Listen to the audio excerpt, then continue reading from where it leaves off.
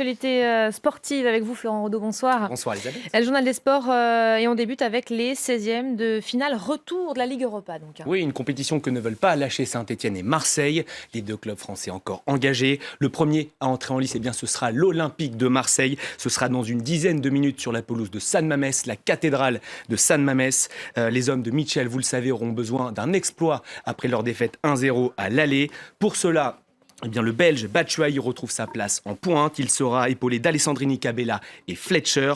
Côté basque, on compte bien sûr sur Aymeric Laporte et Aritz Adouris, l'Espagnol auteur probablement du but de l'année au Vélodrome.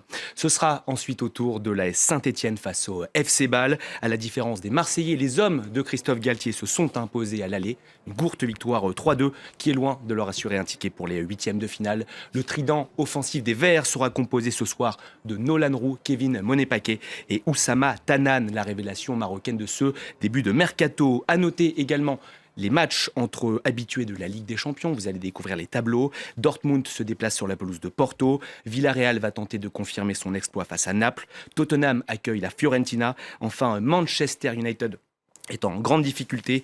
Les hommes de Louis van Gaal reçoivent les Danois de Midtjylland et ils doivent s'imposer après leur défaite 2-1 à l'aller. Tous les résultats, ce sera bien évidemment, Elisabeth, dans l'édition de 23h15.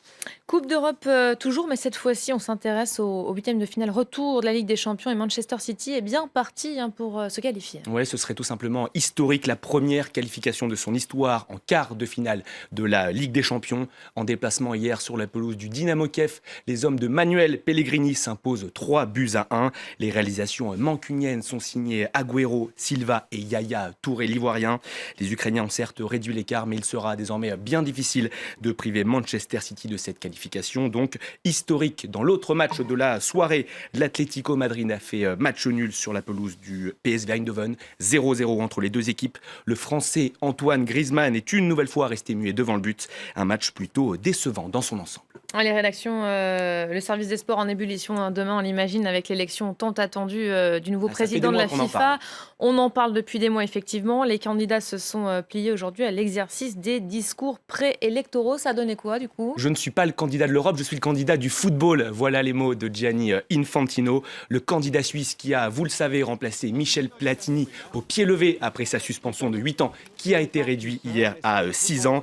Il est soutenu, évidemment, par l'UEFA et c'est 53 voix. Son principal rival, c'est le cheikh Salman. Il peut compter sur le soutien de la CAF, la Confédération africaine de football, forte de ses 54 voix, la plus importante des 6 confédérations qui composent la FIFA. Demain, on suivra, vous l'avez dit, bien sûr, toute la journée ce congrès électif extraordinaire avec notre envoyé spécial sur place, Benoît Perrochet. Cette élection intervient, vous le savez, dans un contexte de scandale sans précédent. Retour sur ces 9 mois totalement fous à la FIFA avec Myriam Amelal. Les fans de football ne sont pas prêts d'oublier ce moment. Les enquêteurs du FBI procèdent à une perquisition au siège de la FIFA, à Zurich en mai 2015. Dans les heures qui suivent, 14 personnes sont arrêtées, dont 7 dirigeants de la FIFA. Et moins d'une semaine plus tard, Sepp Blatter annonce son départ, 4 jours seulement après avoir été réélu à la tête de la fédération. Selon l'acte d'accusation, des responsables de la FIFA ont payé des millions de dollars de pots de vin pour obtenir les droits de diffusion de rencontres internationales de football. Des millions d'euros de pots de vin et des soupçons de corruption sur l'attribution des Coupes du Monde au Qatar et à la Russie.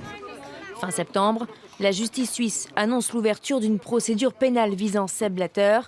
Il est notamment soupçonné d'avoir versé 1 800 000 € à Michel Platini, le président de l'UEFA, qui brigue la tête de la FIFA. Mais Sepp Blatter se défend. Les paiements ne sont qu'une rétribution justifiée pour le travail de conseiller de l'ancien numéro 10. En décembre, les 2 hommes qui ont toujours clamé leur innocence sont suspendus de toute activité liée au football pour 8 ans. Je vais me battre pour moi et pour la FIFA. Je suis désolé pour moi de la façon dont je suis traité dans ce monde. Sepp Blatter et Michel Platini ont fait appel, mais les suspensions sont maintenues. Elles ont été réduites à 6 ans.